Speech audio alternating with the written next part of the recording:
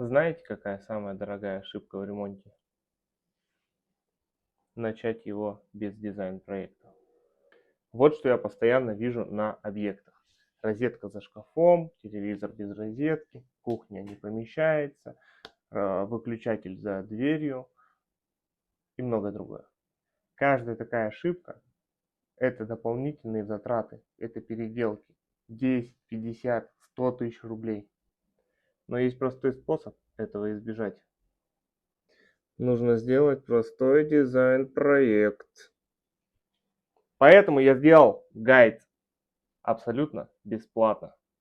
Он поможет вам сэкономить от 100 до 300 тысяч рублей в зависимости от уровня вашего ремонта.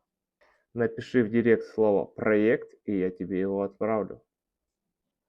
А кто планирует ремонт или уже его делает, подписывайся. У меня много интересного.